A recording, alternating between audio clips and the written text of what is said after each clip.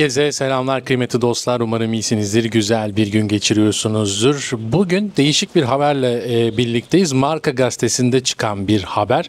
Marca gazetesinde Real Madrid'in genel portresiyle alakalı bir haber yayınlandı. Bu sadece Arda Güler üzerinden değil, Xabi Alonso'nun çözmesi gereken problemler üzerinden dikkat çekici bir haber.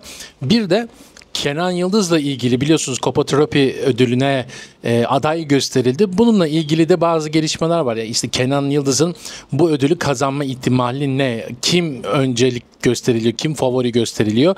Bunlarla ilgili kısa bir haber var. 2 tane. Hiç vakit kaybetmeden başlayalım. Şimdi Marca gazetesindeki haberle başlıyoruz.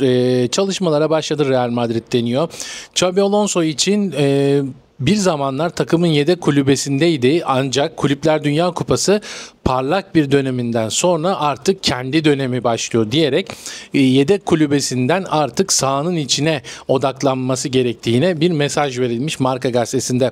Projesine kendi imzası atması için gereken kararları verecek mi diyor Marca gazetesi. Oyun sistemi dışında çözülmesi gereken pek çok soru işareti var. Bunların her birinin net cevapları kişisel isimlere bağlı diyor.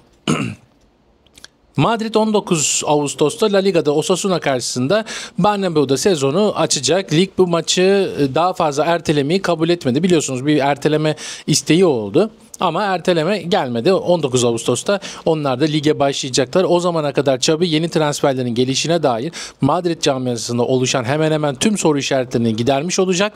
Geçen sezon ya da Kulüpler Dünya Kupası'nda Paris Saint-Germain karşısında görülen eksikler ve çözülmesi gereken sorunlarsa ortada demiş Marca gazetesi. Ve öncelikli savunma kısmını analiz etmiş Marca gazetesi. Ne der demiş? Bunlar direkt gazetenin içinde yer alan direkt ifadeleri aktarıyorum ben. Xabi'nin savunma hattı belirsizliğini koruyor. Özellikle transfer edilen 4 oyuncunun 3'ü savunmacı ve bu üçlüye ilk 11'e koymak Ancelotti döneminde kilit rol oynayan oyunculardan bazılarını kadro dışı bırakmak anlamına geliyor diyor. Defansın ortasında Huysen, Asensio ve önüne geçilebilir. Defansın önüne de geçebilir bu futbolcular. Militao ise geri döndüğü ve formdayken tartışmasız oynayacak bir oyuncu.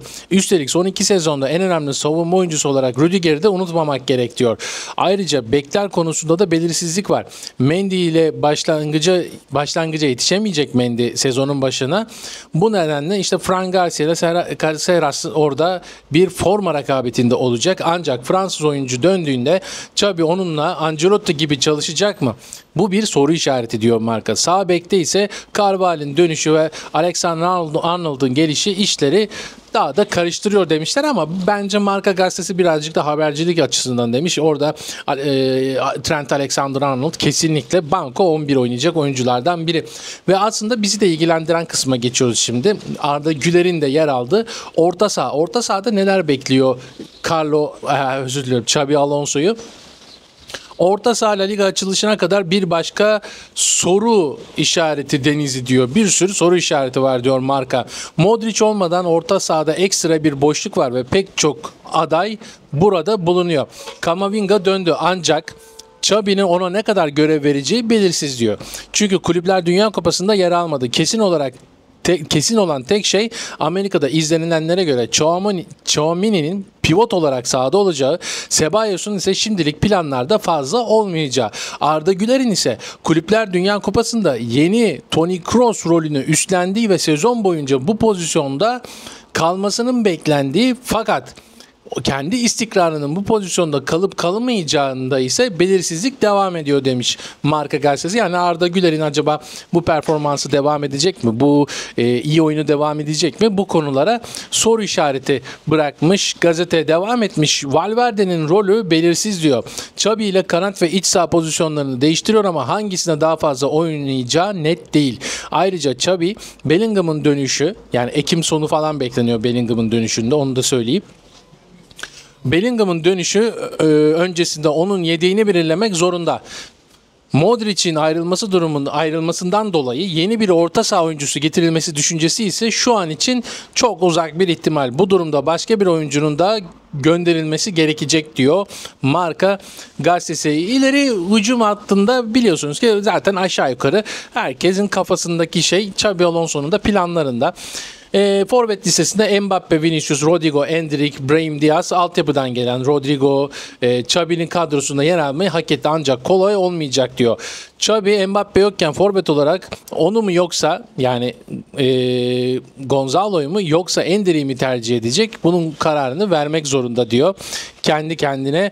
Vinicius, Mbappe'yi geçen sezon olduğu gibi birlikte parlatmak ve Rodrigo'nun Ancelotti döneminde sahip olduğu ilk 11 rolünü koruyup koruyamayacağını göstermek Xabi Alonso'nun önündeki problemlerden biri. Çünkü Rodrigo'nun Kulüpler Dünya Kupası'nda ilk 11'de olmasına rağmen az süre alması ve onun takımdan ayrılacağı yönündeki söylentiler de Rodrigo'nun performansını nasıl etkileyecek bilinmiyor. Bu arada Marca gazetesi bir yanlış yapmış. Bunu da ben şimdi okurken Rodrigo'yu altyapı diyor ama değil, Rodrigo altyapı olarak yanlış yazmışlar. Gonzalo'yu yazmaları gerekiyordu. Oradaki hatayı da buradan ben düzelteyim Marca gazetesine. Öte yandan demişler Kulüpler Dünya Kupası Brahim'in rolüyle ilgili soruları da yanıtlamadı. 6 maçta sadece 100 dakika oynayan Brahim Diaz, Carlo Ancelotti döneminde orta sahada bazen hücuma göre üçlü hücumun hattında görev aldı ama Xabi Alonso döneminde bu işler değişecek gibi görünüyor demiş Marca gazetesi. Real Madrid'i böyle bir portreyle çizmiş açıkçası. Önümüzdeki günlerde bunlarla ilgili daha fazla haber çıkacaktır. Çünkü gerçekten Real Madrid'in şu anda yeni kadrosu, yeni yapılanması Barcelona'dan veya işte özellikle Avrupa'nın diğer takımlarından daha çok merak ediliyor. Çünkü Xabi Alonso'nun performansı merak ediliyor. Geçiyoruz bir sonraki habere. Kenan Yıldız'la ilgili tabii Trophey'e aday gösterildi. 21 yaş altındaki en iyi futbolculara Ballon d'Or öncesi verilen bir ödül bu. Bununla ilgili ilk 10 arasına bir Türk girdi. Kenan Yıldız girdi. Kimler var? Önce onları bir sayalım. Kenan Yıldız, Lamine Yamal, Desire Doué, João Neves, Paul Cubarsí, Rodrigo Mora, Porto'dan Mora'yı, Estevao Palmeiras'tan var. Bu Estevao'yu bilmeyenler olabilir.